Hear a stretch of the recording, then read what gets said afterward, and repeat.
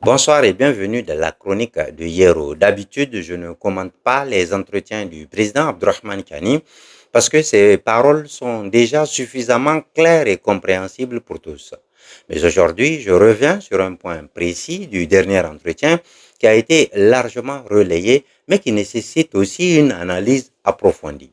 Suivons d'abord ce court extrait.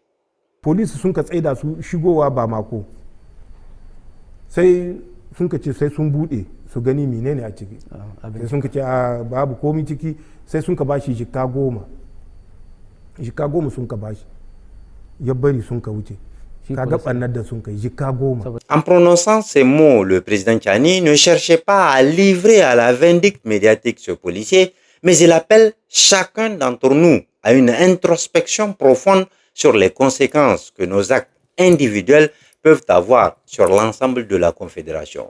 Parce qu'un agent a pris 10 000 francs CFA avec l'ennemi, nous avons perdu à jamais de valeureux patriotes qui défendent nos pays et nos peuples.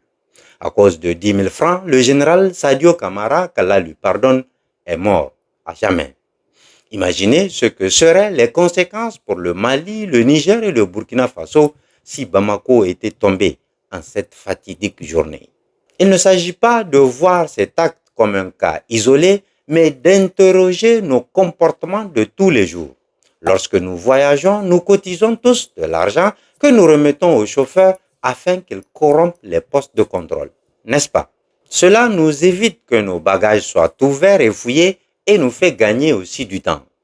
En le faisant, nous encourageons la corruption et poussons les agents chargés du contrôle routier à ne pas faire leur travail, pourtant si bénéfique à la sécurité de nos villes et de nos villages.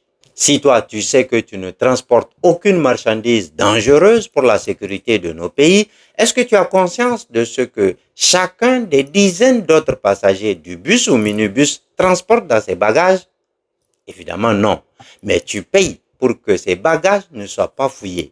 Et s'ils transportent des armes ou des explosifs pour faire des attaques ou attentats terroristes contre ton pays, ta ville et ton village, tu auras ainsi contribué à rendre possible ces attentats et tu es en partie coupable et responsable sans même le savoir.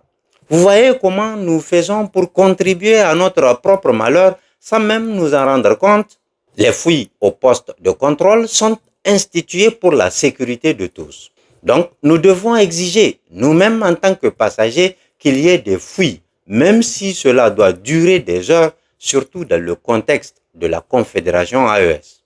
Plus largement, on se plaint de la corruption des agents publics, mais on occulte le fait qu'il n'y a jamais de corruption sans corrupteur.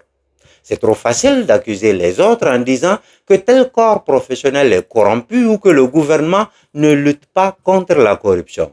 Comment le gouvernement peut-il lutter efficacement contre la corruption lorsque ce sont les citoyens eux-mêmes qui encouragent et pratiquent la corruption des agents de l'État? Parce qu'un agent public doit vous remettre de l'argent qui vous revient de droit, vous vous sentez en devoir de lui donner quelque chose. Vous le prédisposez ainsi à réclamer des frais indus. Demain, si quelqu'un d'autre ne lui donne pas ce quelque chose auquel vous l'avez habitué, il va vouloir ne pas lui remettre son argent en le traînant du mieux qu'il peut. Parce que vous avez besoin d'un document dans l'administration, vous trouvez tout à fait normal de donner de l'argent à un agent public déjà payé pour vous servir afin de vite avoir votre document. Demain, le même agent va faire traîner les documents de ceux qui ne lui donnent pas de l'argent. Et vous avez ainsi créé un corrompu parce que vous êtes un corrupteur. Donc, pour éviter que des drames comme celui que nous avions vécu le 25 avril au Mali ne se reproduisent, nous devons travailler sur nous-mêmes en abandonnant les habitudes néfastes qui nous font plus de mal que de bien sans même que nous ne le sachions. Merci et à très bientôt, Inch'Allah.